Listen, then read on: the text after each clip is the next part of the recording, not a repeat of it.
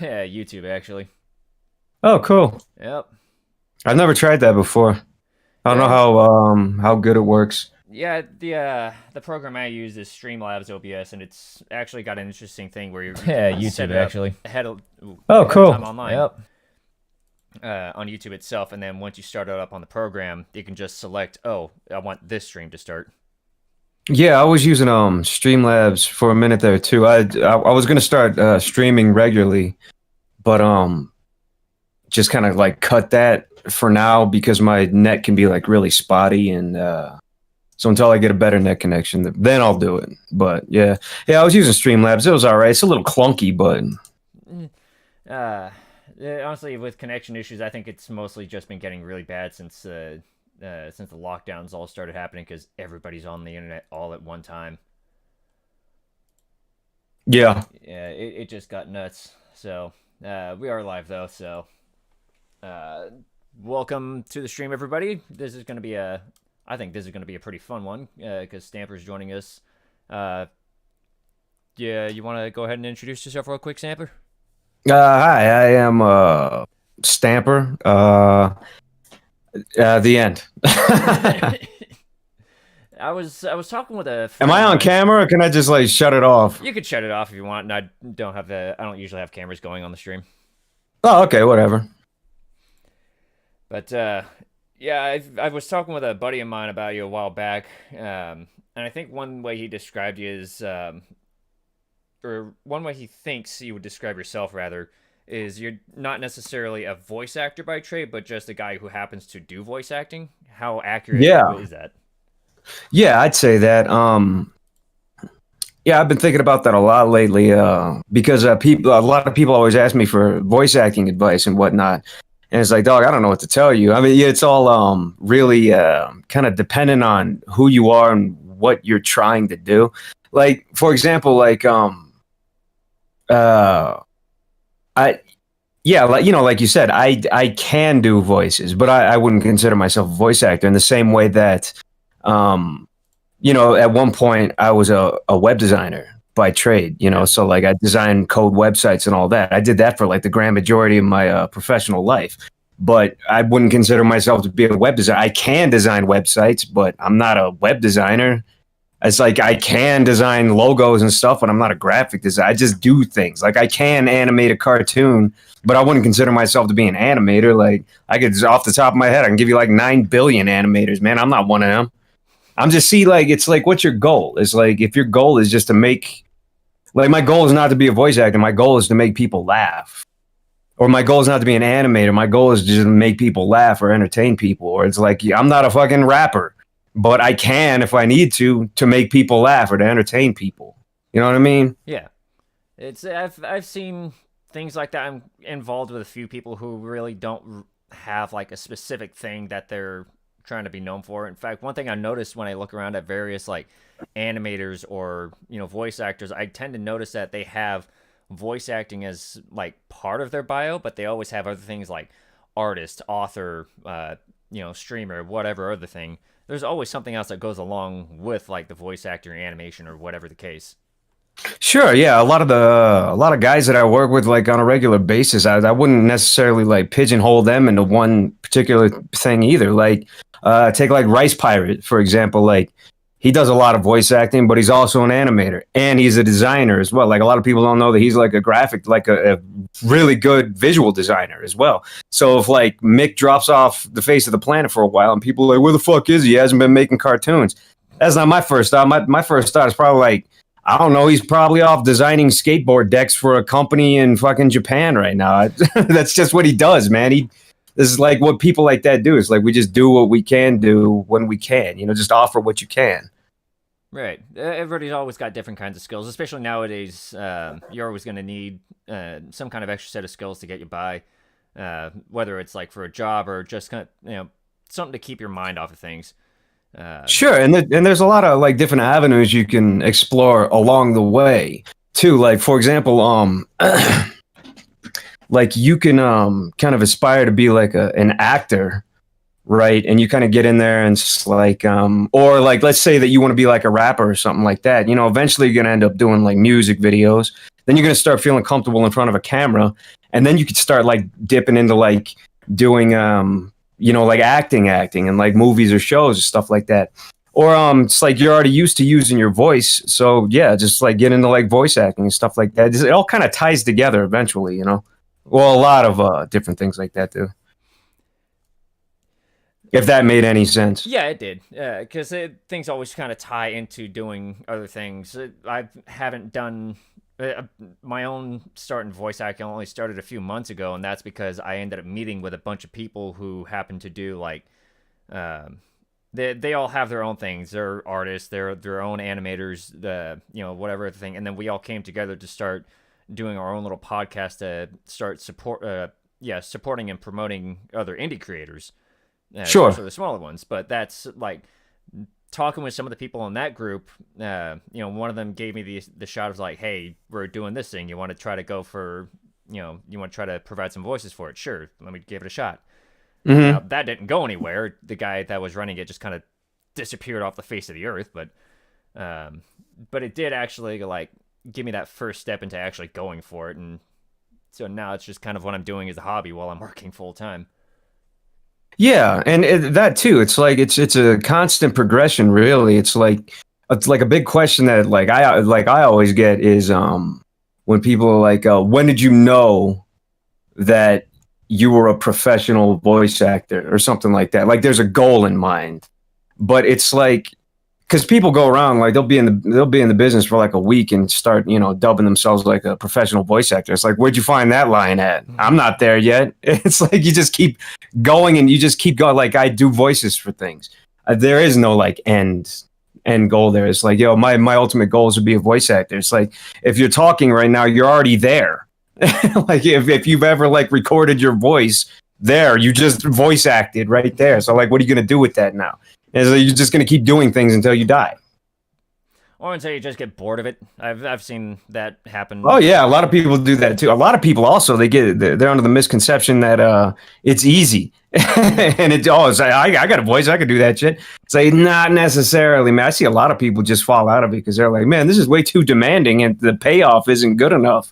And it's like, yeah, man, there's like a lot of shit in life, man. It just goes like that. If it could be easy to just do it, that's one thing, but trying to rely on it or like actually continue pursuing it, that's going to be its own challenge. Like trying to keeping up with auditions so far, that is like it's a challenge to figure out my own timing on that.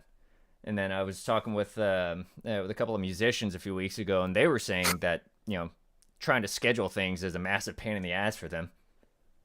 Yeah, there's that too, and a lot of people also drop out of it because of they kind of walk in with like I wouldn't necessarily say like a kind of like a big head about the whole thing, like like a couple of their friends like, yeah, you got a really good voice, you should do like voice acting and stuff like that. They get in there, they get shot down a couple of times, they're like, oh man, fuck this business.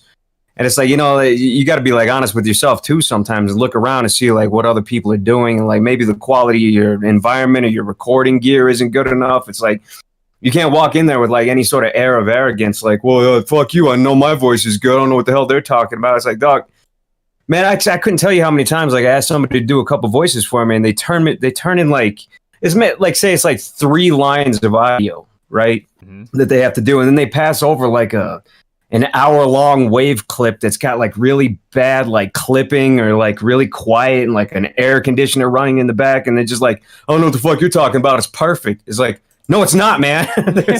there's a lot to like little things to learn about this. It's not as easy as people think it is. Like just having a good voice, yeah, you might, but there's other things to consider as well. I don't even think I have a good voice. I got a funny voice. That's normally what people pick me up for because I got like a goofy voice. Yeah, well, goofy voice. You tend to like. I've seen some of your streams with other people, like especially on Dick Planet. There's been times where you've been kind of like just out there funny on your own, not even like doing any voice acting type of stuff. So just that having that entertainment value on your own personal level. Yeah, just interacting with people also does a whole hell of a lot. Yeah, that's true. I don't know if that was a compliment or not, but thanks. I mean, I'm a guy who really enjoys like the silly, funny kind of things. But I'm not gonna like disregard any of the more serious types because I've also seen you being serious before, actually, legitimately giving advice, like kind of like you just did. Um, but for some people, that's something that not a lot of people will see or will really pay attention to. I'm not sure how often you end up having to deal with that. Just people don't take you seriously enough. Yeah, I do get that a lot, but and also like another thing I get a lot too is like people think I have it all figured out. Like they're like, "Oh yeah, I didn't know you needed help. You always just have shit figured out." It's like, "No, I don't. I don't know what the fuck I'm doing, man." So you'd be left outside in the rain. It's like, "I thought you had it figured out." It's like, "No, man." So like people just kind of like walk around the eggshells and shit like that. I don't fucking know. And it just kind of like, oh, so am I allowed to swear on this? Fuck it, I'm gonna do it anyways. I often I often find myself having to figure that out just on a case by case basis. Like I used to work for a mobile DJ in another town I used to live in. Always had What's to a watch my mobile mouth. DJ? The kind of guy who like goes to set up the music at a wedding or a school dance or things like that. Because Oh, gotcha. Okay. it's not Oh, you're right. usually. Oh, yeah. So, like, if you need somebody for a party, he could like roll through with the setup and like set Yeah. up your music and shit. Okay. Yeah, he did a lot. That was his main thing. He also provided a lot of the party games, bounce houses, things like that. And Oh, okay. a lot of my work with him was with a lot of different schools. So I constantly had to watch my own language around that. But here is fine though, right? Oh yeah, I mean especially Okay. when I'm the one running the show now. So Excellent. Good. Shit. Piss. Shit. Shit. Shit. I find that to be uh I guess liberating is one way to describe it. In that if I know someone else is going to be, absolute potty mouth, I know they're going to be usually honest because they don't have to constantly watch themselves. They're not, worried too much about their image in that regard. A lot of the times it's just like a level of comfortability. Like if people could just talk the way they normally talk, man, who gives a shit? It's like there's a quick story. I remember I think I got this story right, but if I remember, I'm 99% sure it was Sam Jackson, the actor. Yeah. He was like, dude, I was a terrible fucking actor. I was like really nervous on screen about getting my lines right, and it's like all over. I was just a bad actor until they gave me the freedom to swear, and then I just felt like I could be more of my just like not that like he needed to swear, but it was just like that liberty that it was given to him where he could just be like, instead of saying, "Oh, these snakes are all over the place," now he could just be like, "I'm tired of these fucking snakes all over my plane" or whatever. It's just more realistic for him to talk like that, or like however he does in pretty much all of his movies. He's pretty much just always Sam Jackson, right? Like in everything you watch, he's like pretty much always the same guy. He's not even the character he plays anymore. It's just, hey, it's Sam Jackson. And it's just like a level of comfortability. It's like, oh man, I can fucking swear now. Thank God. It's just like a load off your mind. Do you recall how long it took for you to get to that point, or was it just like right off the bat as soon as you got out of school or something? What school? That I don't know entirely your own like personal background because I haven't seen that discussed very often. Oh, well, yeah, I didn't finish the high school. Oh. I just left. So people always like, what kind of college would you recommend? It's like, I don't fucking know. So you just kind of picked up your various skills kind of on your own, just fucking around with things, figure out what works. Basically, yeah. Like back when I first started, like I was just making cartoons and stuff for fun, um, off to the side, and like again, like little things kind of tie together like that. Like, so I want to make somebody laugh. How do I do it? Well, I can make a really, shitty little cartoon and put audio in it, and then I'll just record my own voices. And oh shit, this needs music. How do you make music? And then you like look up how to like throw little tracks together and stuff like that, or just steal it. But overall, or over a long period of time, you just start to learn how to do all that. So like you branch out, and like eventually people will be like, "Hey, I thought that was funny. Like that cartoon you did. Could you do some voices for me?" And then you start doing that and that. And meanwhile, like the whole time, those early years, I was making money primarily just by designing things like websites and stuff like that. I bet that took a while to figure out because website design, like coding and all that, That seems pretty complicated to me, at least. No, I'm not really. I just because I actually I really enjoyed it. It really just kind of spawned from like what I wanted. Like if I had a personal website, I would just want it to look good. And I really appreciated going to another website and seeing that they put like the time and care into making theirs like visually appealing, and it's like, oh yeah, that's nice. It's like a comforting aspect to this, where I really like the color choices they used, and that all like ties to like just general graphic design and understanding like color and layout and stuff like that. And it's kind of satisfying when it all comes together. But yeah, that's what I was primarily doing for money, and then like later on, I hooked up with Tom from Newgrounds, and I was designing Newgrounds for a while. Really? And so yeah, to the Newgrounds that's up now is most of it's still the last design I did for the website, and I haven't been there in a minute. But yeah, but you know, working with Newgrounds, I mean, you're surrounded by like animators, and I was still like animating for fun on the side. Anyway, so like if Tom's like making a game or something, Tom is like, he owns Newgrounds for those who don't know. But if Tom's like making a game or something, he just lean over and be like, "Hey, could you like run over there and record a couple of voices for me?" It's like, yeah, I'm gonna go do that and like give him like 5, 10 voices. Or like if he's like working on like a boss fight or something, it's like, you know what? I can make a song for this. Hold on, I'll be right back. You know, it's like working with like creative people like that is, you'd be surprised like what people can do. Like Johnny Utah, he still works there now, and it's like, yeah, he's an artist and an animator, but he's done all kinds of stuff. He's like, he could design packages, logos, all kinds of stuff that you've probably never seen him do before. Yeah. I remember Newgrounds is one of the first places that I ever actually discovered the more like goofy, kind of funny type of content online, long before YouTube was ever a thing. Yeah, I keep forgetting that YouTube is well, not recent, but I mean, it's, excuse me, in the grand scheme of things, like it is pretty new-ish. I mean, like what it was like 2006, I think. I wish. Let me. Or it's 2000 something like that. I mean, it's not. I'm just saying it's not that old. It came out and it blew up real quick. It's just like it cornered the market at like a perfect time when everybody was looking for a place to put their videos and shit like that. Like, Yeah, I remember it blew up. I think around the time that I was in middle school. I'd only just heard of it at the time, but then about the time I get high school, it's where everybody's going to reference like a video or something that they saw. yeah, I mean, aside from that, you had to do everything by like word of mouth. Like, "Hey, have you seen so and so.com or whatever?" Like, if I remember right, like, like James, the angry video game nerd. Oh yeah, now I remember him. Yeah, I haven't seen seen any of his stuff in a while. Yeah, he's still around. He's doing shit, but like, I remember like before he was posting on YouTube and whatnot, like he would like make his videos and put them on his website, like cinemassacre.com or whatever. And he's just an example, but like he would like put them there. So if you wanted to see his shit, you'd have to go to his website. Now, like if anybody talks about a video, it's like, yo, send me the fucking YouTube link. You know, it's like nobody really has websites anymore. Yeah, it's. I'm kind of wondering if that's the reason that a lot of them started doing that kind of thing. Because for a while, most of my time watching like the Nostalgia Critic, especially when he had that little thing with the Oh yeah, I remember that dude too. Yeah, It's kind of like a fitting name, I guess. It's like, oh yeah. they had their own actual website.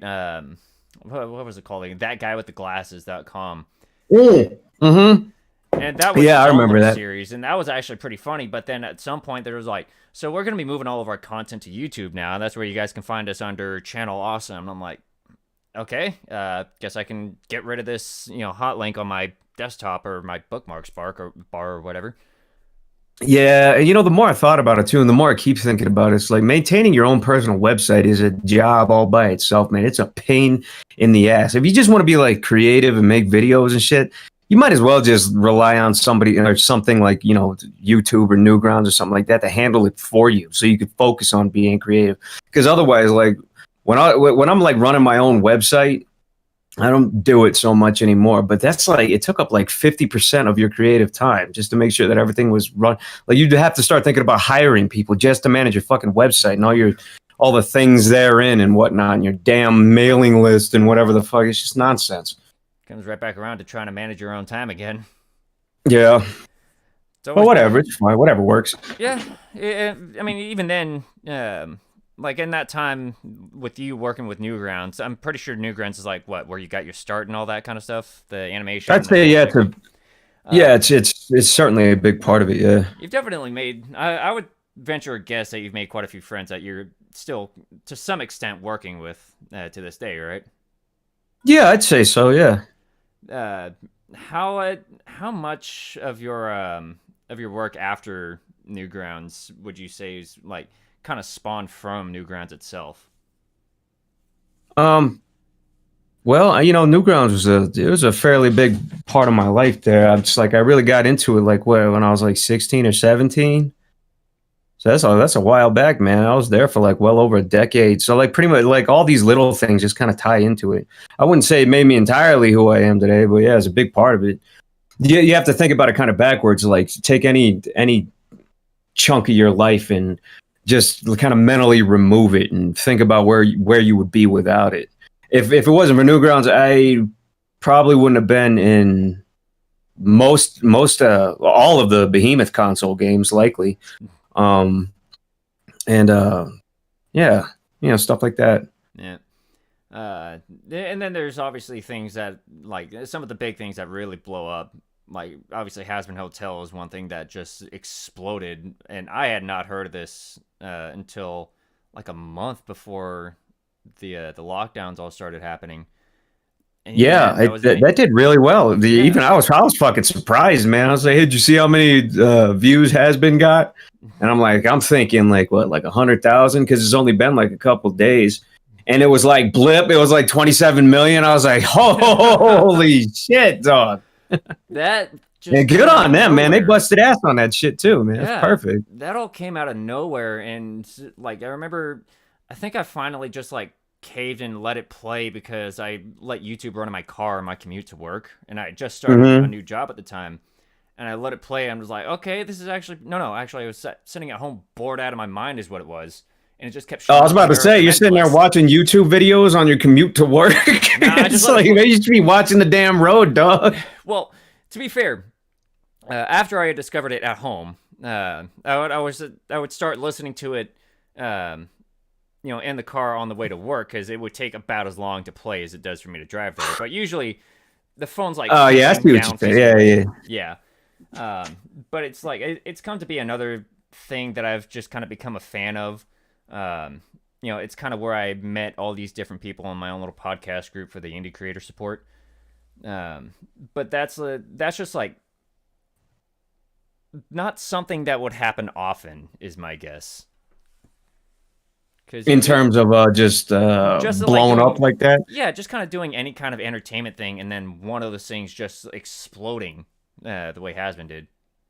Yeah, truthfully, like I don't even know. Like, yeah, that came out of nowhere because people ask me to do like voices for cartoons and stuff all the time, and I liked everybody involved, but I just thought it was just another day in the fucking park. It's like they were like, well, actually, like I almost didn't. I almost wasn't in. I almost wasn't in Has Been, and that was my fault because they were like, hey, you want to do a couple of voices? And sometimes I get like really caught up with work, or I just like legit just forget.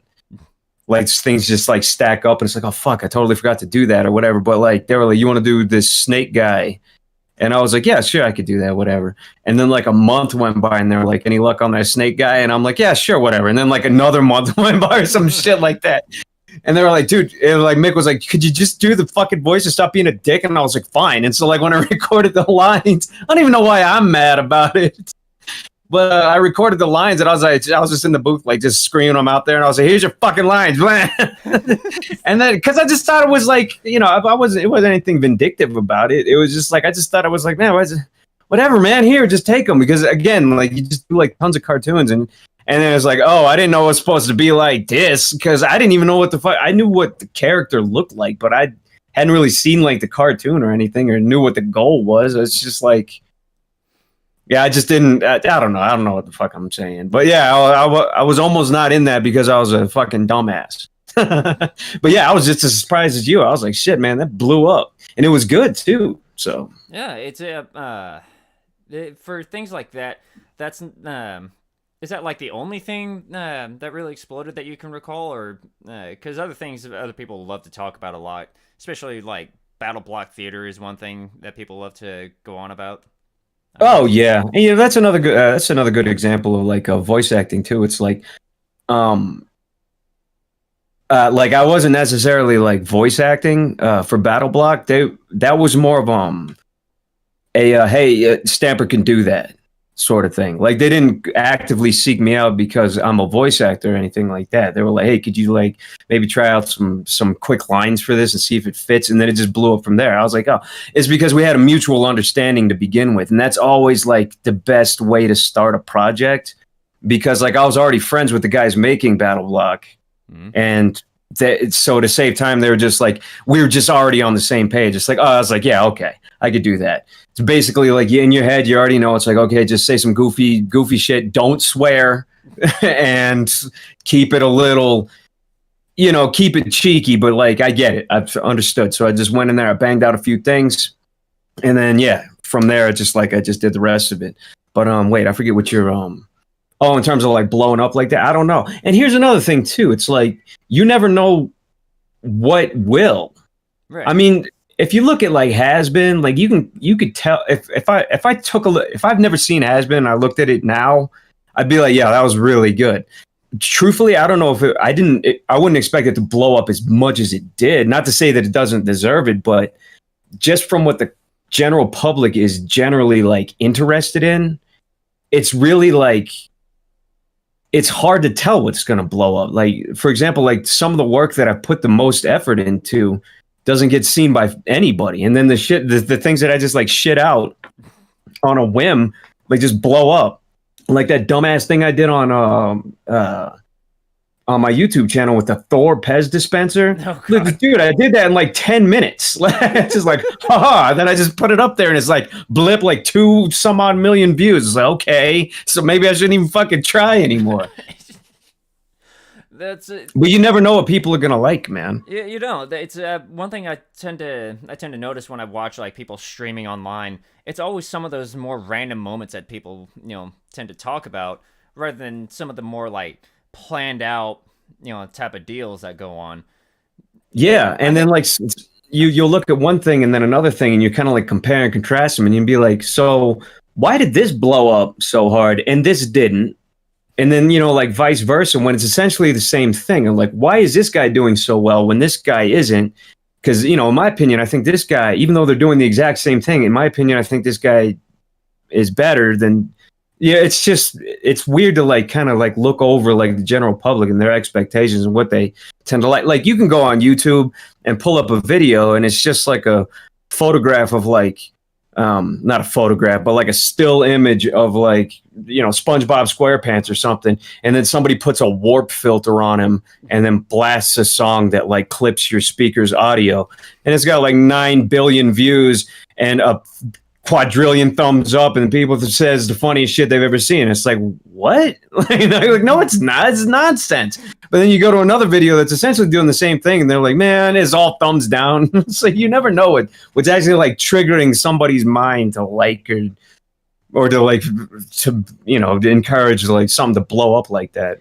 There was somebody that I had watched do a video on. Sorry, I talk a lot. I'm talking over you on your own damn show. Yeah, it's all right. It's part of why I have you on as a guest. Okay. Yeah. What is your YouTube channel, by the way, so I can promote it? Never. Same thing. It's my username here, just add a 01 at the end. ArcKing01. Where's that come from, ArcKing? I don't really know, to be honest, because at the time it's actually the name of something from some little story that I was writing back when I was in middle school. And I'm just like, yeah, that just sounds kind of cool to me. I'll roll with it. It's kind of hard to say ArcKing. You have to do that weird stop. ArcKing. Yeah, some people really don't bother with the stop. Other people just go with the arc. I've seen, and they just call you ArcKing. ArcKing. Yeah. There's been some really interesting things, like people will look at my username right in front of them, but they'll still just type it ARKING. Sure, yeah.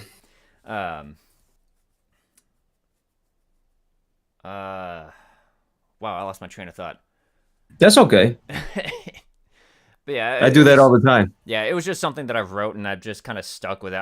I've actually gotten pretty close to getting to the end of that whole little project, but I haven't picked it up in like 3 years. So Well, what is it? yeah, it's just some little novel that I've been trying to write. It's in like 7 different parts, but it's kind of like a science fantasy type of adventure sort of thing. Oh, that always goes over well. The whole thing really just kind of That's not like sarcasm, but it it yeah. generally goes over well. Yeah. I mean, science fantasy has kind of become one of my favorite things. I love science fiction. I love fantasy because I play a lot of like Dungeons and Dragons type of stuff. Sure. But when you mix the two, I find it to become like such an epic, like grandiose type of thing, and I love those kind of settings. What sort of what are some examples of science fantasy versus science fiction? One big example that I would argue is more science fantasy than straight up science fiction is Warhammer. Warhammer Okay, 40,000, that makes yeah, sense. because there's they call it psychers. It's but let's face it, it's still magic. It taps in what's called was once called the realm of souls, but just Uh-huh. kind of corrupted. But they still use that to cast spells and such on each other. But they're still like dudes in power armor and armor piercing like rocket grenades or whatever. Gotcha. Okay, that Yeah, makes sense. lots of fun in that kind of in those kind of settings. So when they mix, it becomes so much fun for me. Um, and that's kind of what I went for is like massive armies shooting laser cannons and such and space battles and massive planet-wide battles, but still people fighting with swords and set 1-on-1 or 2-on-2 melee combat, all kinds of fun with it. But usually because I've been working so much, I just haven't picked it up in a while to work on it. Oh, that's fair. I mean, who says that you need to set a hardcore deadline on that, man? Especially when it's my own project, and it was like whenever I'm Exactly, like dude. compelled to do it, I think that's probably when I'm gonna get my best work out of it. Sure. It'd be like no different than forcing yourself like let's say you want to build yourself a quaint little cabin in the woods, like a nice reclusive spot where you could go. It's there's no need to like rush that. Like I don't feel like building today, but I'm going to force myself to do it. It's like, nah, man, do it at your own pace until it's perfect for you. Always got to make the preparations just in case. Like if you're just gonna leave it out there, don't throw a tarp over it. Yeah, you're gonna come back to some fucked up like warped wood or whatever. But Yeah, that's true. treat it with care, and it's gonna do a lot of like. It's gonna be so satisfying for you. Like what kind of projects have you done on your own that have gone in that kind of way? In terms of like satisfaction or in terms of never finishing them? Let's go with yes. Oh, okay. It's weird. Like every time I finish a project, it's almost like it's just gone from like I'm just like, well, that's done. What next? It's like, okay. So that's like it's there. Like try not to fucking uh stick on it too long. And in terms of like things that I'd like to do, but I keep coming back to is making an album. And it doesn't necessarily have to be an album, but yeah, that's one thing I definitely want to do. I just have like hundreds, if not thousands, of just like sheets of lyrics and whatnot that they're just burning a hole in my pocket. And I got tons of like instrumentals that are already done. I just have to like fine tune things and like get it all together and just start fucking doing it, you know? But you'll enjoy it more when you work on it when you feel, hey, I just kind of feel like working on it now. Yeah, you can't like like most of the things that I'm happiest with are the ones that just come out. And that kind of sounds lazy in a sense where it's like you kind of feel like Julius Caesar, like somebody feed me grapes. It's like just leaning back, like it'll come to me when it comes to me. But it's true, man. Like you really can't just hold a gun to somebody's head and just be creative or be funny, make a really interesting point right now. It doesn't work like that. And one could argue that like pretty much anything that's come out of people's creative fingertips or minds over the whole history of creativity wasn't forced out of them. It just happened. Like somebody just gets an idea, like I'm gonna do that. There's no question. I'm gonna do that. I'm gonna make that statue, or I'm gonna do that painting, or I'm gonna write that book. And get it out of my system. Save for that rare exception, like with you and Sir Penius's voice. Yeah. That I don't see that happening often, but yeah, it's one of those rare times where it actually does somehow work. Yeah. Sometimes you draw a good hand, yeah. Yeah, but no, it's not. You would never want yourself to be put through that kind of situation too often, because it's not like you had any intention to just abandon that, right? You just got caught up in a No, bunch yeah, of of other things. course not. I just wasn't taking it seriously because, over the years, like, well, to be completely honest, over the years, there's um, everything's pretty much handled. Even when I start a project and I ask other people for stuff, it's not like a hardcore business. It's not like have this on my desk by tomorrow morning or you're fucking fired sort of deal. It's more like, hey, dude, would you mind, recording a couple of lines for me or doing a background track for this, like musically, like, and it's like, yeah, and it's always just this like casual thing, and it's like he could either get me that, depending on how he's feeling, he can get me that track within an hour, or he'll pass it over in like a month and be like, sorry, that took so long. I was doing something else. Be like, oh, I don't fucking care. Yeah, we just have this like mutual unspoken agreement that shit takes time and we'll get to it when we get to it. And if we don't get to it, then fuck it. Mhm. But then at the same time, like when you're working with your friends and stuff like that, you will understand the urgency. Like, I need this sort of thing. And so you kind of like mutually also understand like the urgency of something like, yo, I'm trying to put this out like next week. What can you do for me by then? Or I'm trying to like finish this rap song. Do you have enough time to like fill in the middle verse or something? And it's like, yeah, okay, I understand now. So we'll do it like that. So yeah, like for something like Sir Pennies and stuff like that, I just pretty much thought it was just another one of those things. Like, yeah, I could do it all just finish it whenever. And also there's also that thing where like I've done voices for countless projects where it's a crapshoot, man. It's like a lot of times it's 50-50. It's like somebody be like, can you voice this character for me? And I'll be like, sure. And a lot of there are a lot of times where I don't even charge them for it. Most times I don't charge people for shit because I could just like go record some stuff. And depending on like if it's like a big ass company, there's no reason not to charge them. But like, Right. but you could tell kind of like right out of the gate that this is not necessarily like a delusion of grandeur, but like they're like, can you voice all these lines for me? And it's like 50 character lines.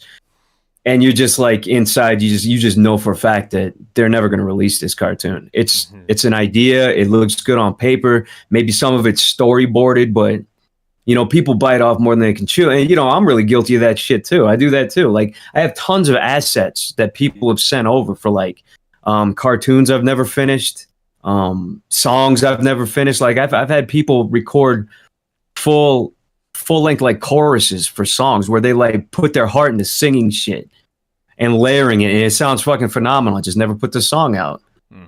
So I kind of thought that like maybe like for something like Has Been might come out, it might not come out. I don't know, like because we're all kind of ragtag, Right. We're just like all like kind of independent like animators and content creators, and like while we're doing this, we're also doing this other thing. And while we're doing those two things, we're doing another thing too.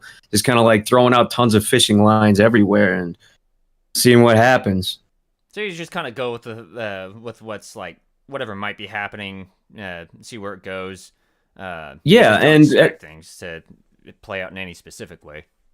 Yeah, exactly. And at the end of the day too, like let's say that I do record voices for somebody's cartoon. It's like, who the fuck am I to come through and be like, excuse you, where's that cartoon? It's like, it's not my project. So like, if they finish it, they finish it. If they don't, fuck it, they don't, right? I just like contributed something to it. That's about it. That's about all I could do. Yeah, I've noticed it a few times myself. I haven't scored a lot of roles, but I just kind of find myself like wondering what's going on with this thing or that thing. I actually managed to track down one of them that happened. I just hadn't really paid much attention to it, so that could be part of it, at least on my end. Sure, yeah. But yeah, I often wonder how long will it take for for me to see any kind of like final product for this thing that I went into. I never know. Yeah, and that's another thing for especially for like aspiring voice actors to come to terms with is like is you might never see it. Then that's all there is to it. You might never see it. It's not necessarily a complete waste of your time. I mean, if you get paid for it, then that's cool. You know, like it's kind of like if I paid you to bake a cake and then you did it, but I never ate it and nobody ate it. It just sat there. It's like, well, you got paid for it. You made a cake. It's a little disappointing that nobody ate your delicious cake, but I mean, you can't be too mad, right? And you know, you could like with voice acting and stuff like that. If a project falls through, you did the work. You at least have something that you could like add to like your demo reel or something like that. Throw like a quick background music behind. Like nobody has to know what it was for or what it wasn't for. You just like talking or, you know. Right. I mean, I'm sure you've had to deal with things like that outside of voice acting. Like, I'm sure you've been paid to do, website setups for other people, right? Sure. Yeah. Yeah. How often do you find things like that happening with putting together websites? Occasionally, yeah. I've designed lots of websites that kind of fell through. A lot of people.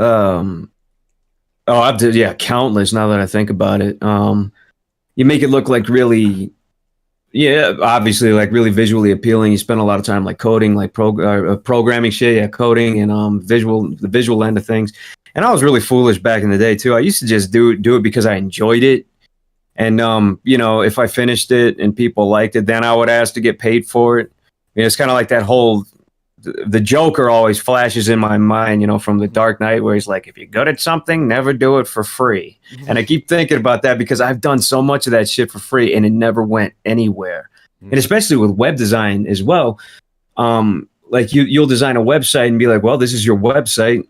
And they're like, cool. How do I update this now? And I'm like, okay, well, it's not going to be as easy as you fucking think it is. And it's like, and then it just becomes like they start to slowly realize that owning and operating a website, kind of again, like we were talking about, it's not like very few websites just want to go up and just stay there and don't need to be touched for like a couple of years. If it's just like an info site, like who am I? This is what I do.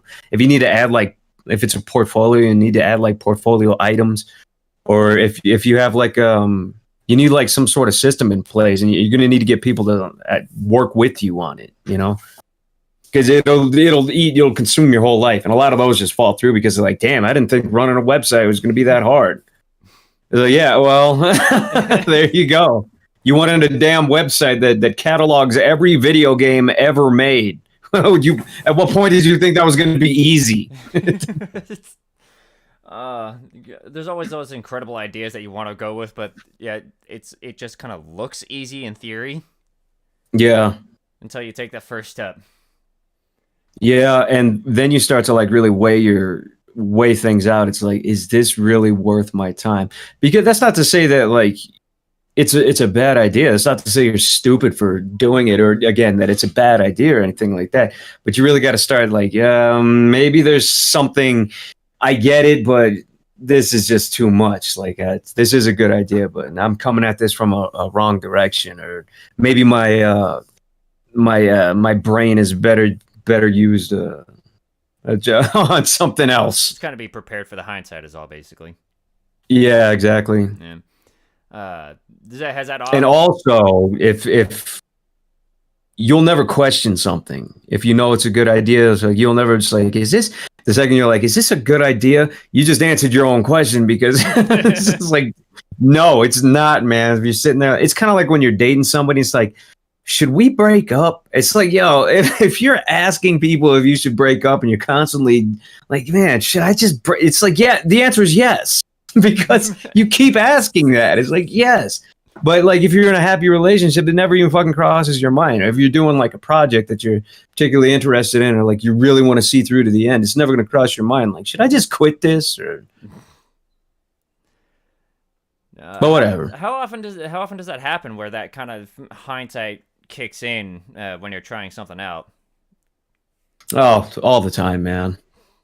I don't know, but who's to say, man? It's like I'm not like the last resort for advice. This is just the way I view life and shit like that. Well, I mean, that's kind of the important thing, at least with this little series of mine, is that everybody has a different set of experiences. So there's always something to learn from, all those different things that happen. That's how, I think about that too sometimes. It's like, even like you can't be like, I know I come off like that a lot, especially like on Twitter and shit like that. But yeah, like 99% of the time, I'm just fucking joking. It sounds like you're a total like cynical, like negative asshole all the time. That's not really the case, but you you could draw things regardless of people's opinions and they how they deliver, you know, thoughts and ideas and stuff like that. Even if you disagree with pretty much everything they say, like let's say they give you like let's say that I give you 10 pieces of advice right now. You'd probably at least draw something from one or two of the pieces of advice, even if all of them are shit. Right. You'll learn at least something that maybe you didn't think about before. That just kind of derailed into an answer to a question I don't even think you asked. I'm just kind of like thinking out loud right now. It did, because nobody really decides to think, oh, hey, they're telling me this is not a good idea. Maybe I should go for it anyway because I'm a different case. That's not really how that's supposed to work. We tell you one thing doesn't work because we already know it doesn't. We've already learned the hard way. Yeah, I prefer that method of like, you want some advice.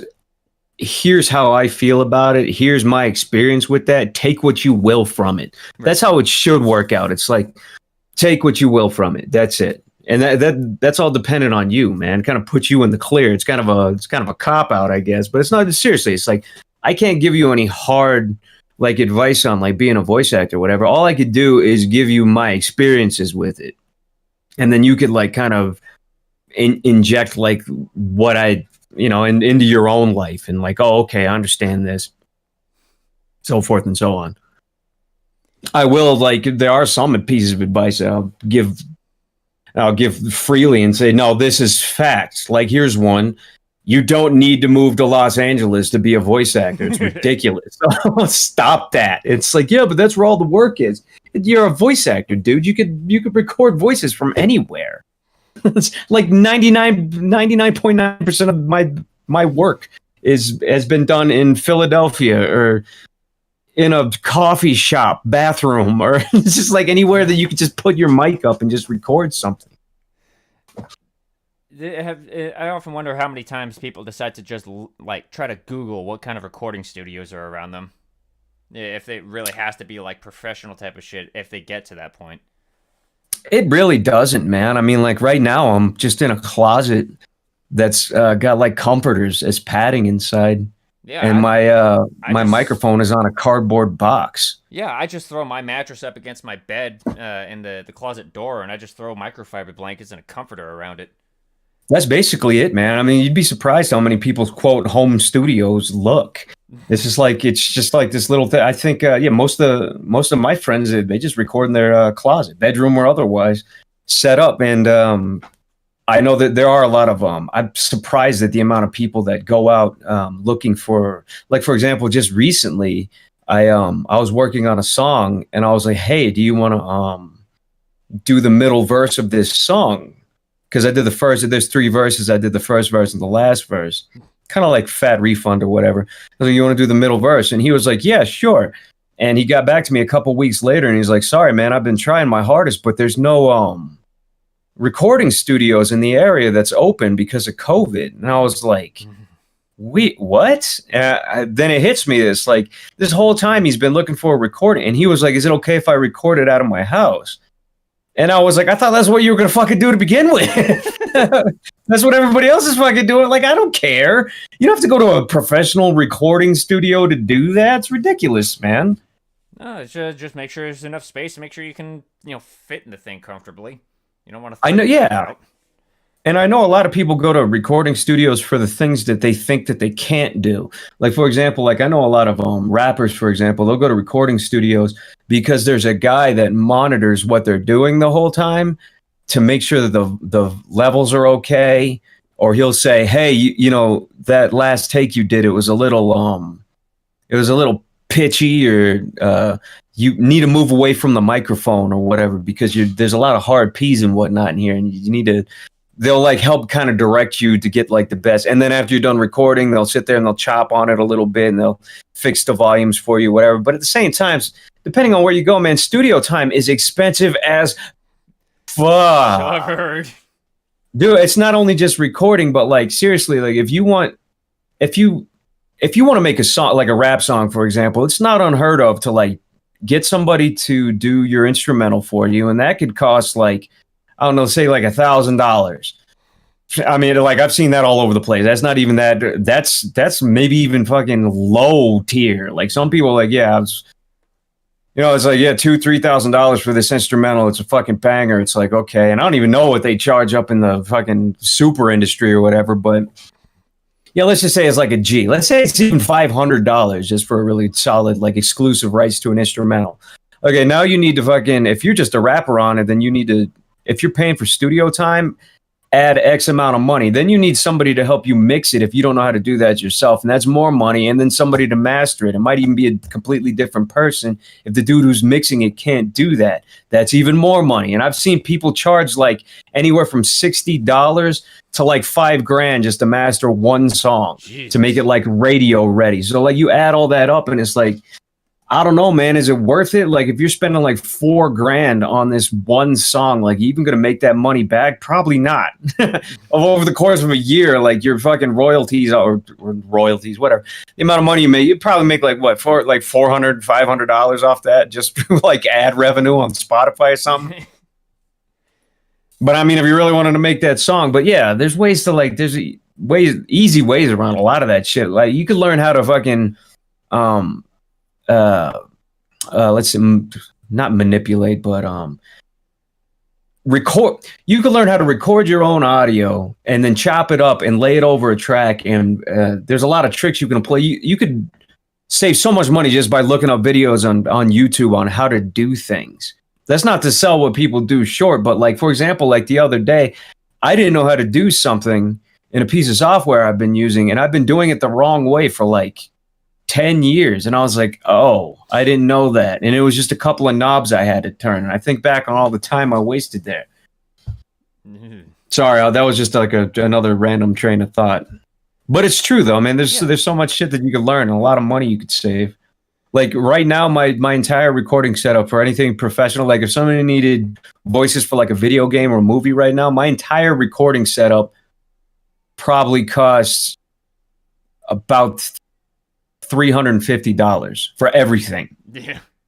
And $200 of that was my microphone. And so, I mean, I'd still like the microphone I wanted, that's $100. And I swear by that microphone, but this one here was $200. But whatever. The other one just wasn't in stock, but. Oh, shit. Well, I guess the cheaper ones are just going to go out a little bit faster then. Not necessarily. I was using the same one since 2003. All the way up until like 2018, the same one, and it was just as good then. Or something happened to it. What's that? Did it oh no, yeah, it's just I don't know where the hell it is. I think when one of the guys moved from Pencil, because I've lived with tons of like artists and voice actors and stuff. I think it just got mixed up somewhere and along the lines and swapped with another one because we always had like 10 mics laying around. So. Yeah, it's somewhere. But yeah, it's an AT-2020 if anybody's curious about that. I've seen people swear by those things quite a lot. They must. I haven't actually been able to get my own hands on one yet, but they must be working pretty damn well for everybody if everybody's swearing by them. Yeah, I like them. Now, yeah, you mentioned before that you hadn't actually finished high school, but how often do you hear anybody trying to pull that against you? Because I don't hear about it much because of that, No Child Left Behind thing lately. Yeah, I have not heard from experiences from other people who actually have like truly just left high school. Truly, like in complete honesty, like I don't regret it at all. As you get older, you're supposed to like tell people, like steer people down the right path and so forth and so on. And yeah, there are a lot of career paths that they do kind of scrutinize, especially when you're like a young adult, and it's like, oh, you didn't graduate high school, you're like 20 or something like that. It's like, oh, that's a little suspicious, but truthfully, yeah, I don't regret it at all. And like these days, when you get older, it's like people aren't stupid. Like you're a let's say that you're a bit. Let's say that you're a game company, right? You put out video games, right? That's what you do. Let's just say that you're fucking Bethesda, right? Mm-hmm. Um, and it's your job to like put out a quality video game. And it's like I come through and I'm like, hey man, this is what I could offer you. I could offer you some baller ass voice acting. I could do graphic shit if you need it on the side. I could do like music, audio mixing, all this. And here's examples of everything I could do. The last thing on your mind is going to be like, well, did he graduate high school though? It's like nobody. At some point, people just stop caring. It's like the product I'm trying to put out is far more. That takes far more precedence over even college in a lot of cases. It's like if you think about it again, let's just say you're like the head of a company and like 10 people, submit their resumes and examples of their work. And like, let's say all 10 of them graduated from Art School of Art Town. It's like at that point, it's like you're hearing the same thing over and over. It almost holds no weight anymore. It holds no value. Like everybody's coming from the same place. Like Full Sail. Full Sail is such a crock of bullshit, dude. Anyways, I'll say it, man. Fuck it. Yeah, Full Sail is a piece of shit. Fuck Full Sail, whatever. I've heard nothing but fucking horror stories, and it's the art school that everybody wants to fucking go to. I don't know why. It's expensive as fucking a complete waste of your fucking time. But again, like as the like the CEO of your company, you're not really going to give a shit where these guys went to school at. You might like scrutinize it just for a little bit if they're kind of short on examples of what they can do, or like their past work history or whatever. But if people already have like a long history in the business and a really like the thing you're going to be looking at is what they're capable of. Right? Like, yeah. So like you want a web designer. Like, I don't care if I want a web designer, I don't care what school he went to. It's like, yo, show me what websites you've designed. It's like, oh, those are fucking great. You're hired. That's all I need to see. Right? It's like, oh, I'm an animator. Really? It's like, I don't care what school you went to, man. What have you animated? Oh, those are great. You're hired. I mean, it's not like you left school without a plan, right? You already knew what you were going to be doing when you left. Oh, see, yeah. See, so what? I was either 16 or 17, and it's not that I necessarily had a plan. It's just that I was like immersed in doing something that would eventually become my life. Like I think I was in like the 10th grade, and I don't know how I thought I'd get away with it, but I kind of like. The first half into the first semester, like the school year's broken into like 2 semesters. Yeah. Like the first semester, like I just did piss poor everywhere. I think I was bringing home like I was like making forged, like decent grade reports and shit like that. I was pretty good at Photoshop, but yeah, it's like I kind of scraped by like the first semester, and then I skipped the entire second semester. I didn't go to school at all.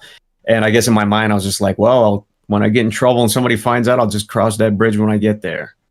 And yeah, they were like, okay, so you can't just like skip a whole fucking semester. So you have 2 options. You either repeat the second. No, they just gave me the one option. They were like, you have to repeat the second grade. And I was like, no. And then my dad was pretty cool about it at the time. He was like, you could either go to school, but if you don't want to go to school, you at least have to get a job instead.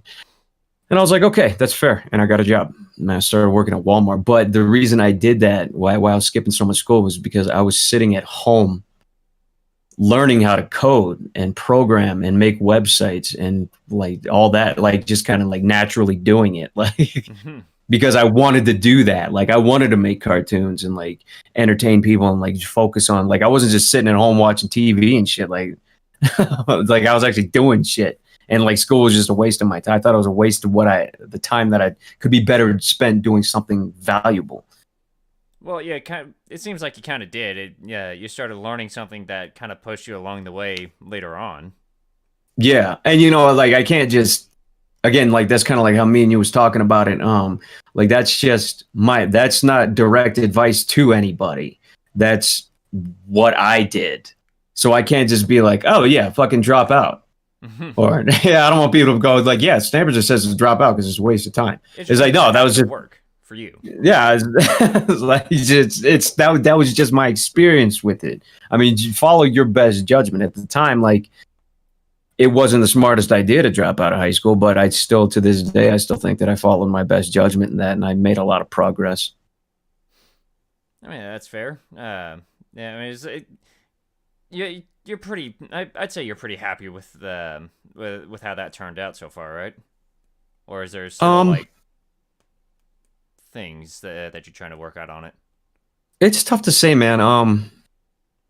There's some days, yeah, but again, like every time I finish something, it's like dust in the wind, man. It goes away. I forget that I do things sometimes.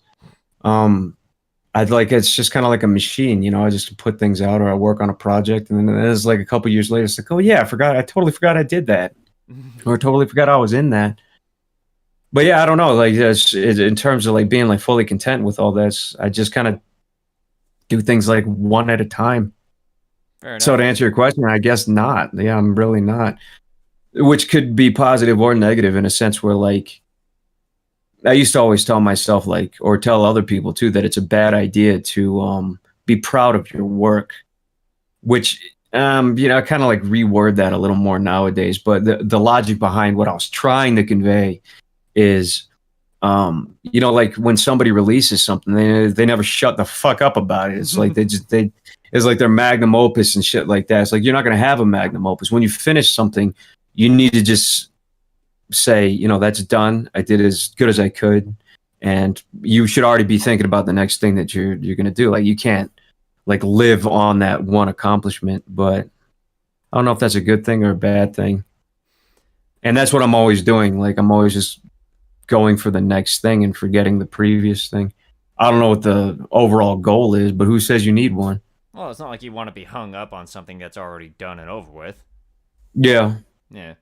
But otherwise, you just gone on and started doing a bunch of your own entertaining things, off of that.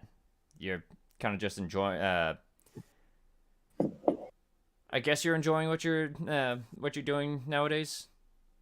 I suppose so. Yeah, I'm all over the place though. A lot of people don't know what I'm doing. I'm doing all kinds of stuff. Most of it's just behind the scenes. You know, because you could see like you just like release a quick stupid cartoon and everyone's like, "Oh, I thought you were dead. Welcome back from the dead." Oh man, I was almost about to unsubscribe. It's like, dude, what?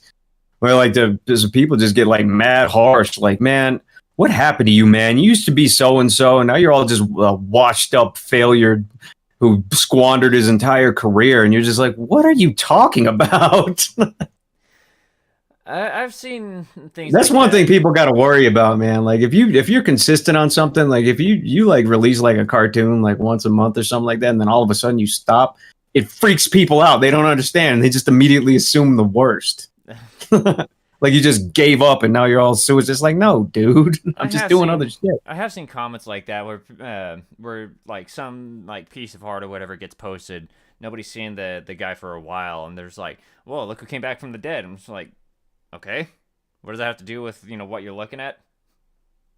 Yeah, if somebody's it like it throws off like their this like this symbiotic relationship or whatever they thought they had with somebody, and it's like, yeah, he just left, or he had to move to another country and establish himself there, or he had to do anything, or you know, it's. But yeah, people like to build it up to be something when the answer is probably simple. Like for example, I haven't been making a whole lot of shit for YouTube because I've been designing a lot of stuff Hmm. like behind the scenes. Like making videos and stuff for YouTube is just a side hobby. Kind of like you said, it's like, and it's like, why don't you make more music? It's like I can't make a song and a video and do all this in like a day.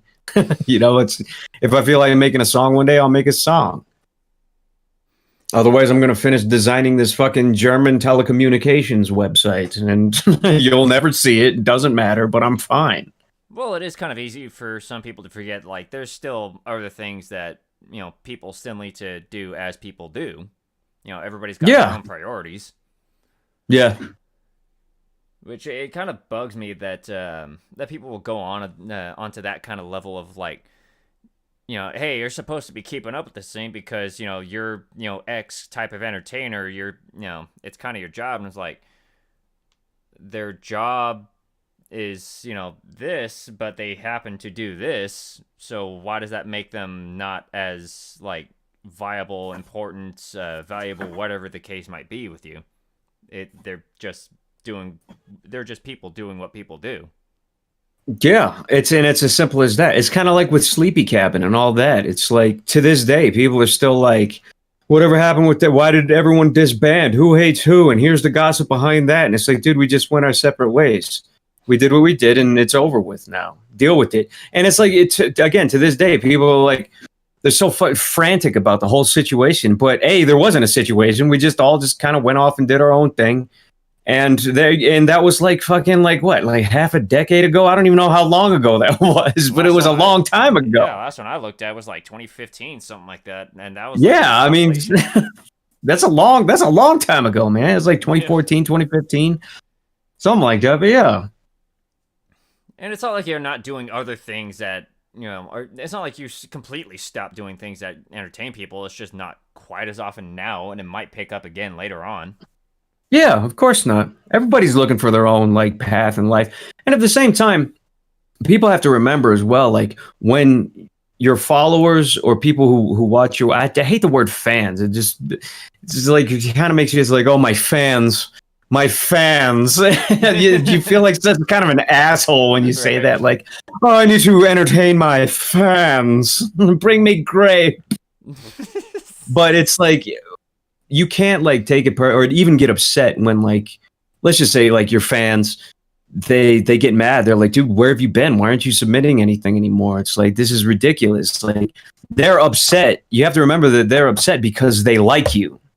They're not upset because you're a piece of shit. They're upset because they missed your work and they actually like you. Else they wouldn't be there saying anything. So you have to remember that. Do you think people tend to cross a line very often with that kind of thing, though? No, not really. Especially if you just understand how people operate. Right.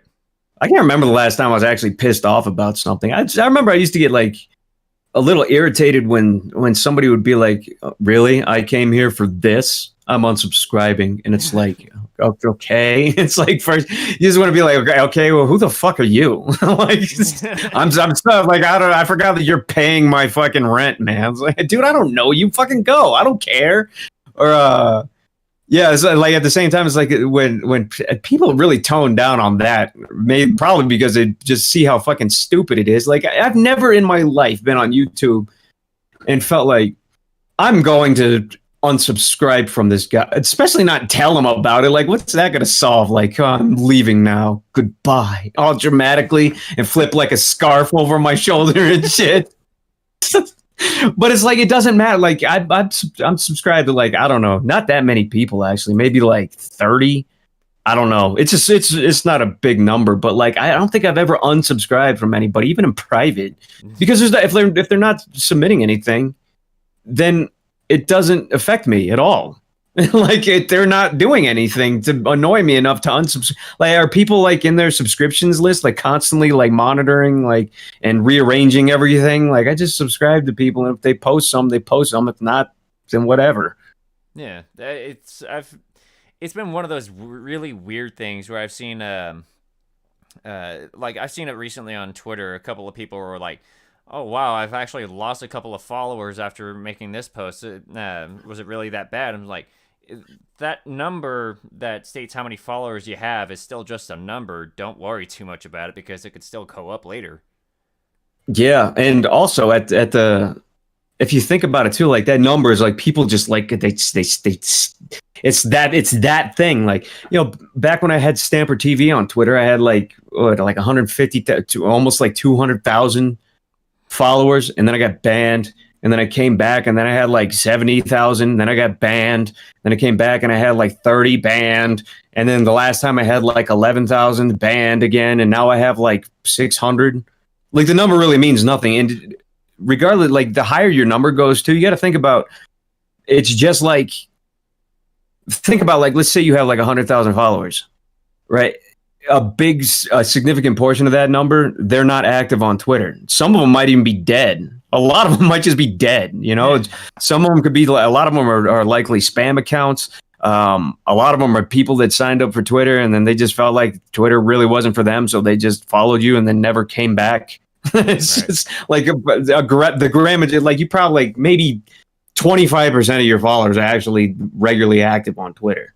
That's just an arbitrary number, but you know what I'm saying. Yeah, I've seen it.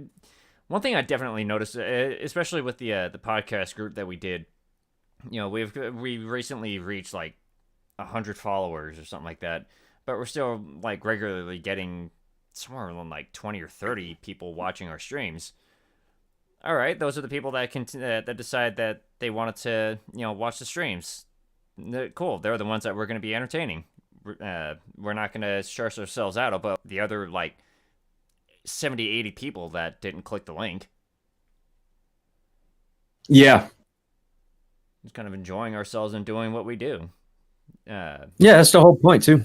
Yeah, like with you and your Twitter thing, the posts that you've been making on the Ball of Dunk account, those have been kind of entertaining to look at. Fun little things to try to figure out what's going on, with this post.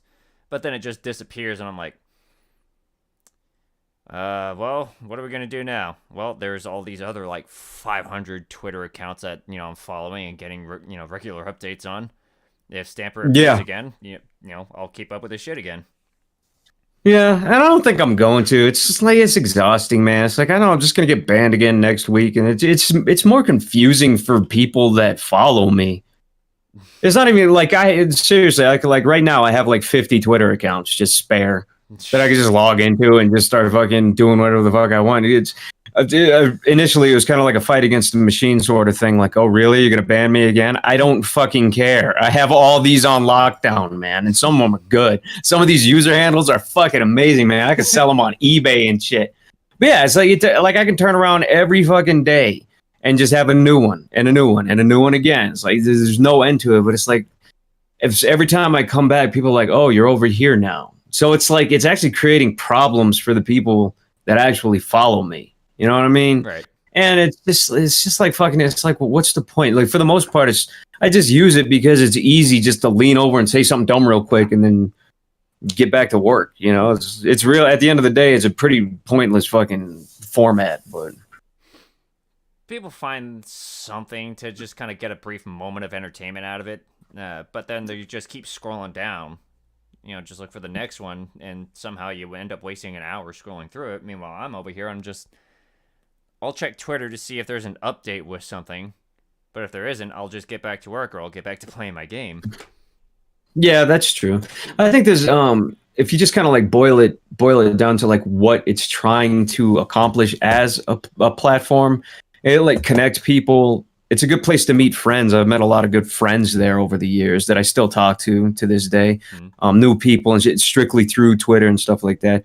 But it's also like a good place to like get yourself noticed, or like a lot of people use it to like combat loneliness, stuff like. But I think there's like better ways to do that. Yeah, streaming is definitely a good one to like be a little more hands on with people, and obviously like live with people too, to like answer questions that people have like right on the fly.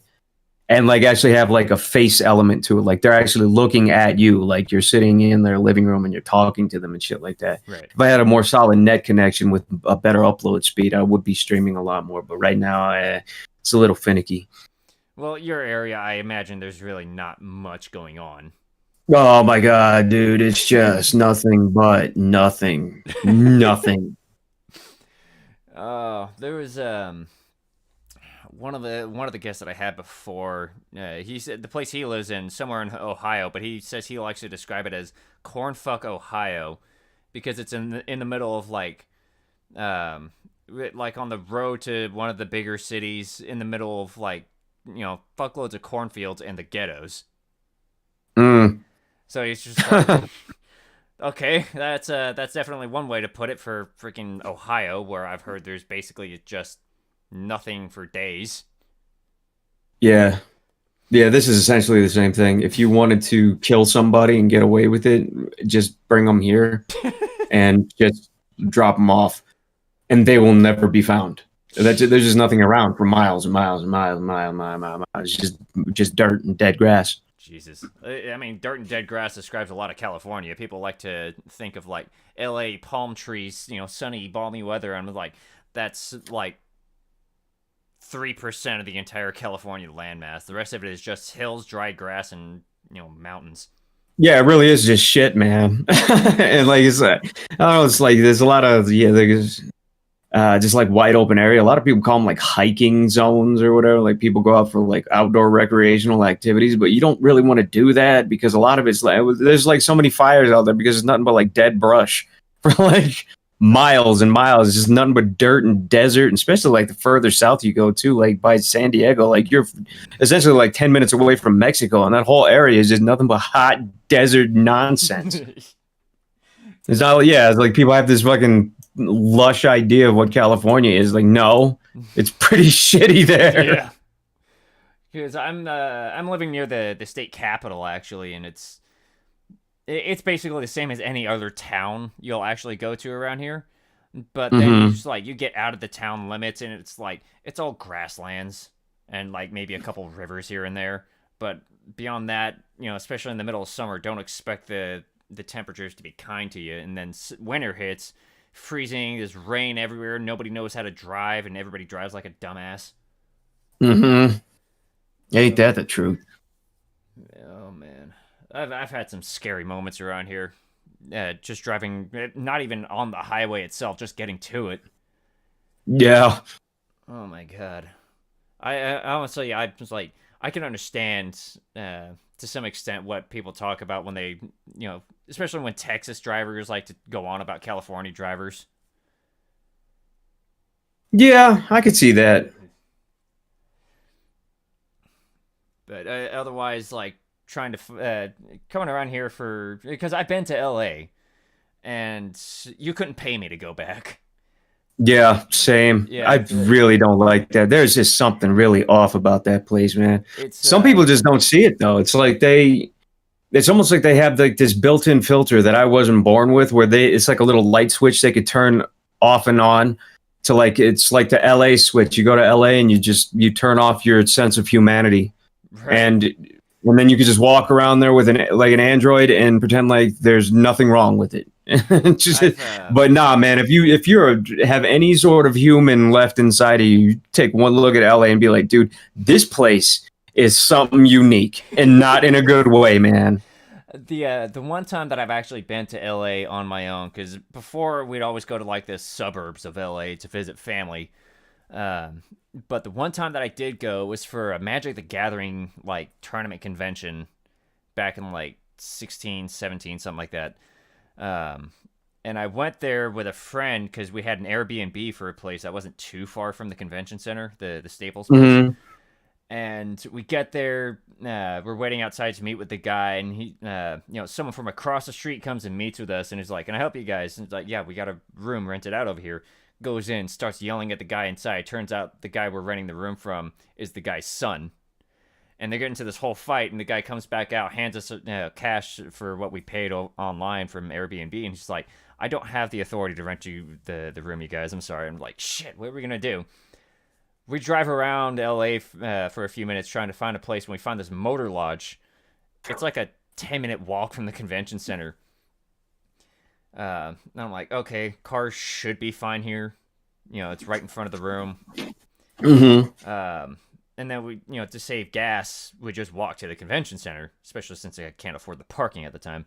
The walk from that motor lodge to the convention center took us through the more like busy, through the more busy roads, especially where a lot of those like corner markets and mini markets are on the street, right down the street from the convention center.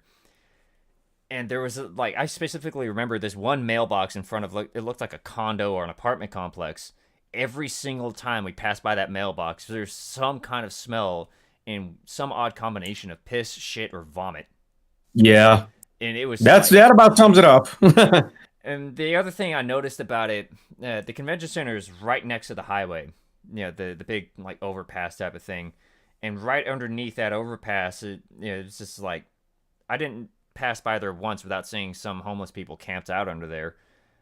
But you Oh see, yeah, San Diego's the same way, man. Dude, yeah, like they seriously, like in some parts of LA and well, a lot of it in fucking in San Diego as well. Like there are parts that when the sun sets, like the homeless people own it. Like they lock it down. They set up like their own like mini town there with like 300 tents and like they just own that shit now. It's like, wow, damn. boy. I think the biggest thing And that stood out to me was that on the same walk every day, it's almost like the more uh, what's the term?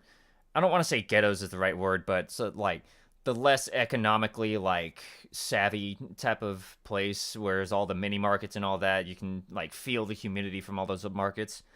But as soon as you get through the overpass of the highway to get to the convention center, complete night and mm-hmm. day difference because it's like it almost looks like it's people are struggling to keep up those businesses. You cross that overpass, buildings with gleaming windows, wide open streets, exotic cars driving down the street. The same weekend we were there was Yeah. an exotic car race going on just a few blocks down.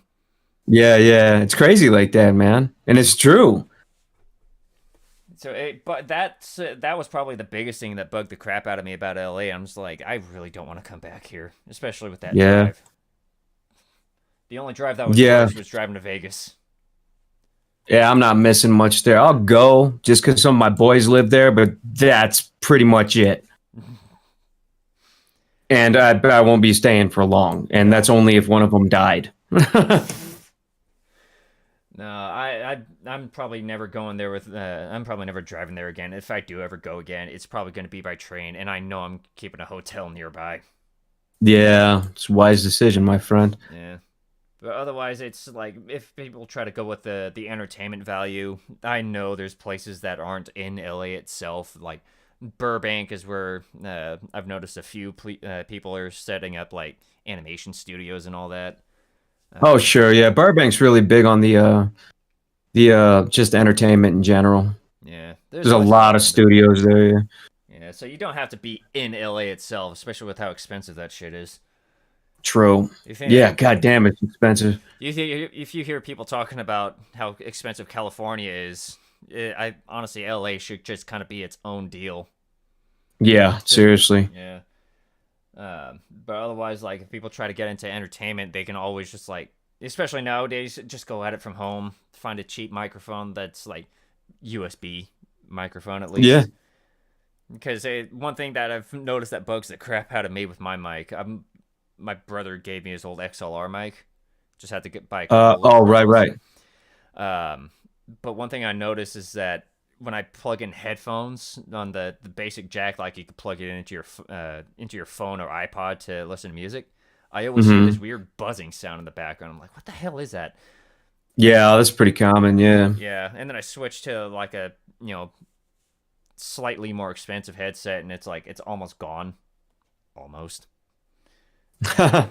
Um, but the only other thing that bugs the crap out of me with the voice acting thing is trying to record and I listen back to it and I hear all those little mouth clicks that go on. How do you mean mouth clicks? The mouth clicks like it's almost like slime is coating the entire inside of your mouth. Oh, I get you. Yeah. Yeah, that's always been irritating as hell to my ears, especially when it's so quiet around me. Hey, hold on, just 1 second. Yep.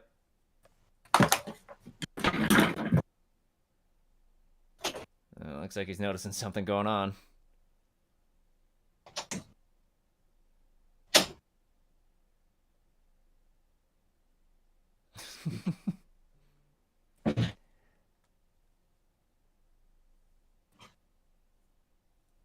Oh man. Yeah, loads of fun with this, just trying to keep up with it. At the time, as of the stream, there's some sale going on like I don't remember the name of the program. Crap. Sure, I got it up. RX Elements, Isotope. If you learn how to use that, you'll get rid of those little mouth noises pretty quick.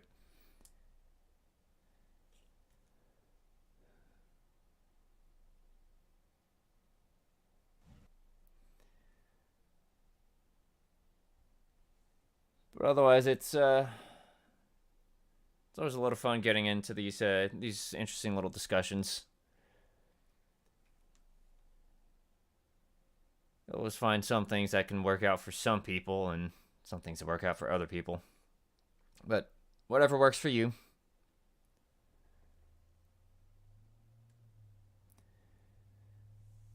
As long as you do all your research and figure out everything ahead of time, because you're going to want to be prepared for whatever you go into, wherever you go.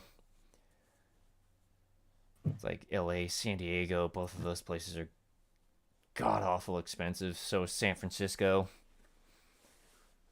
Get anywhere around those areas, you're looking at a pretty hefty cost of living.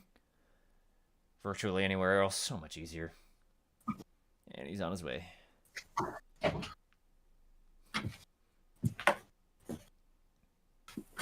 All right, sorry about that. So people just hanging around your front yard or something?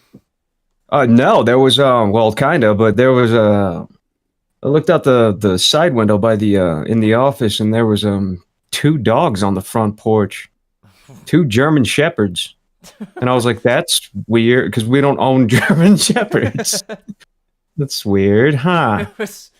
There was a point when I was a kid, I went to go to visit a friend's house. There was these dogs at this house that I always pass by on the way. Always start barking at me like mad. But this one day I go to this friend's house. Both of those dogs are sitting in front of the house, and I'm like, okay. Nobody answers the door. And as a young kid, I'm like, I'm really stupid. I try to pet one of them. They start snapping at me, and I start running full speed, and they're chasing me. I'm like, how the hell did they stop chasing me? Mm. No. But no, it's always those interesting little. Well, I don't know if that was really interesting, but those little things will may end up becoming something that kind of stands out to you as a memory later on. Yeah. Yeah, and it's little things like that too. When you're like developing a script, is like when people say write what you know. It's like, yeah, this one time I was just sitting there and, some dogs came up to me and there you go. There's like an interesting start off point for a cartoon or something. Some running joke. And it was like, what are the dogs holding in their mouths today in front of the door? Yeah, there you go. Why not? Boom, just wrote something. No, with all these things that happen, it's like it tends to be interesting little experiences, and I'm sure you've had quite a few of them with the friends you've made. Oh, without a doubt, yeah. Yeah. Like one thing I'm kind of curious about is like, how did your time with Dick Planet start? Oh, yeah, I just met Jacob again. I met him through Twitter, of all places. He was just like, hey, I run this convention, and and I live in Houston too. Why don't we meet up and talk about some potential convention things? And I was like, okay, cool. So I met him, and we just became friends. And he was like, if you ever need anything, just let me know. And I was like, all right. And then my sister kicked me out of her house because I drank too much. And I was like, hey, man, remember when you said if you ever need anything, just let me know? And then I just started living with Jacob for a little bit. And he was like, we should just stream some shit. And I was like, okay. There you go. But, like we both got kind of busy. And then after I left Houston and moved to Wyoming, like it just I kind of like deep down, I kind of expected it not to last forever in terms because, I wouldn't be there forever. So like being on the couch together at the same time it eventually would have come to an end in one way or another. But he's still doing it. I never really considered to be like I always just kind of consider I was just along for the ride. I always just figured it was just like his stream and whatever. That's all good. Kind of like how I mentioned before, you just kind of consider yourself some guy who does things but happens to do voice acting. Yeah, just plug myself in here and there you go. Yeah. And every now and again, you'll see me pop up somewhere, and So it sounds like you're mostly going to be focused on your YouTube side at this point when you do, put out any content. Likely, yeah, but more so, I'd leaning towards audio in general, so Spotify and stuff like that. That's for the close future here. I just feel like I got some stuff in the basement I need to get out in my tummy. Like I just want to do this and get it out there and then move on. Right. So it's like, what are you usually like keeping yourself occupied with in the meantime? Right now, just a bunch of design stuff like logos for people, like websites here and there. Back to what you know again, what you're most used to, and all that. Yeah, and it's decent money, so and God knows we could all use some more of that, huh? Well, given how much space there is in Wyoming, I'm pretty sure that's not all that difficult to pull off. Yeah, no shit, dude. Uh, with I mean, with all that, with all the trouble that that things that might have like brought up, would you say that everything up to this point has actually like been completely worth it? Yeah, well, what kind of trouble you talking about? I mean, like big trouble, little little things that happen, like with the Hasman Hotel voices, or like how you said you drink, your sister said you drank too much and all that.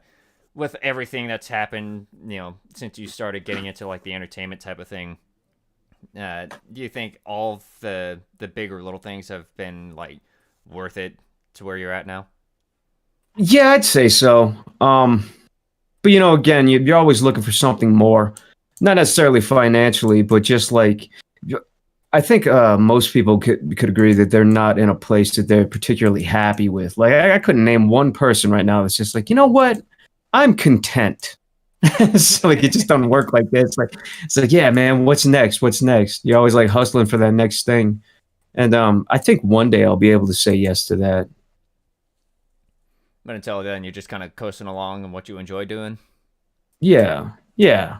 I mean, I guess it's the least we can be doing for ourselves, especially nowadays. Yeah, and you have to keep yourself open too. Again, like if you like if you have too much of a tunnel vision towards a goal, like say again, like you want to be an actor and nothing's going to change your mind. Like I wanted to be like the best web designer in the world, and look at me now. I only kind of do it sometimes, and I'm not really that phenomenal of a web designer. I can get it done, but at one point, like that's all I cared about, and that's all I wanted to be. But if I just did that, then I wouldn't be voice acting and things, or I wouldn't be doing this other. So you need to keep like your all these potentials open, because who's to say like a year from now you could be the complete polar opposite of what you thought you were going to do or be, just because something really like captures your imagination. You're like, oh, I want to do that now. Like let's say you like making music, and you're big into like dance and trance music and stuff like that, and then like you go to like your first like orchestral performance or something, and it like blows your mind, and then you make a swap into like making orchestral music, and then blip, now you're making soundtracks for movies. Like you didn't see yourself there, but if you kept yourself open, you never know where you're gonna end up. Yeah, just kind of see what works for you, and if it works, cool. If it doesn't, there's other options over there. Right, at least you tried. Yeah.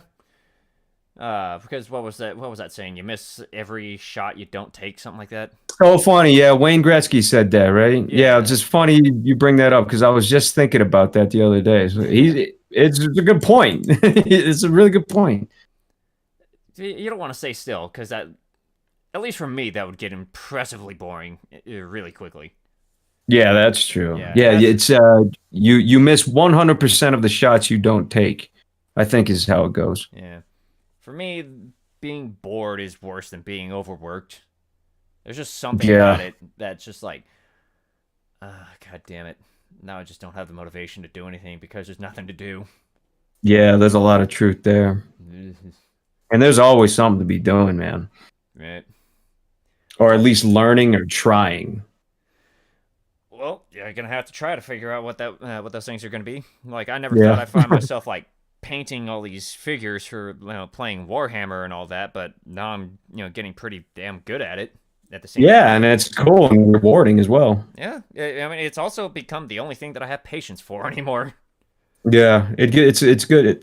I could see that being good for like kind of like mentally grinding too. It's like where you focus your mind on something that seems mundane on the surface. Like it's like, oh yeah, and you're just doing this thing, but while you're doing this thing, it's like a small goal in mind to finish painting it, right? Mm. But the entire time you're doing that, you're observing it and you're looking at it, but your mind is always firing in different places and working things out and thinking about other stuff. And so it's one of those things. It's a good thing to do for yourself. Right. But I guess beyond that, don't really have too much more that I want to ask, because I think we hit on everything with like the different experiences you've had. How things have worked out for you, and what, to some extent, what hasn't. What kind of just kind of let things go where they did, and I think we talked about a fair amount that can work out for a lot of different people that decide to listen. Yeah. I don't know. It's like normally when I do things like this, I don't feel like I had much to offer at all, and I pretty much feel like I'm just wasting everybody's fucking time. Well, everybody's experiences, like I said before, everyone's experiences are different, because some things can align better with other people, other things may not. But you can learn from both sides of that. You can learn what worked with some people and what did for others. Not that it has to align and work out exactly for you, but it's more input to consider. Yeah, there you go. Yeah, that's a good way of putting it. Like kind of like what I was talking about earlier. It's regardless of whether you agree or disagree or can relate or otherwise, it's always input to consider. That's it. That's all it is. Right. That's a good way of putting it. And that's it. That's, like I said, that's the main goal that I have for these little streams that I'm doing, and I'm trying to touch on everything from like artists, animators, voice actors, just like even just YouTube personalities, like I'm going to be having soon. And then I'm even looking at having a guy who's done mental health work with some of the bigger names in like music. Oh yeah, like in terms of like mental health, in terms of like, well, like yeah, I could kind of figure that one out myself, I guess. Yeah, like the guy that I'm talking with him about it. I don't know if he's still confirmed for it or not, because there's still some time for it. But I'm not sure if you've seen the Some Kind of Monster documentary, the Metallica movie a while back. No, was it any good? It was interesting. It was a documentary around their making of Saint Anger, the album, and it was about the time that the one bassist left the band because they were just like internally exploding. But there was this like shrink that they had in the show or in the movie that helped them out with like keeping them from just completely collapsing. Mm-hmm. That guy is one that I'm talking with to see what kind of like experiences and input he could give, especially with how stressed out people tend to feel nowadays. Yeah, I could see that, and yeah, it's definitely beneficial. Yeah, so that's one thing I'm working on, but I'm also definitely like trying to keep in touch with other people and like entertainment, health, things like that. See what kind of works, because I want to try to touch on all these different aspects of it.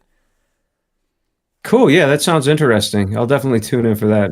You never know what kind of experiences could come up out of that. So, True. But otherwise, I've definitely learned a fair bit out of this. So I appreciate you taking the time for this, man. Oh yeah, absolutely, and I appreciate you not being a total douchebag. You're actually a pretty nice guy, and that's cool. I mean, I try. I can be a smartass sometimes, but well, who can't, right? I've also got my moments of being an absolute dumbass, but yeah, again, who doesn't? Yeah. So long as your non-dumbass moments outweigh the dumbass moments, we're on a good page there. Yeah. We all gotta have those moments every now and then. Sure. Yeah. But yeah, thanks a ton for coming on to the show, man. Really appreciate it. Yeah, absolutely. I'd be more than happy to come back anytime.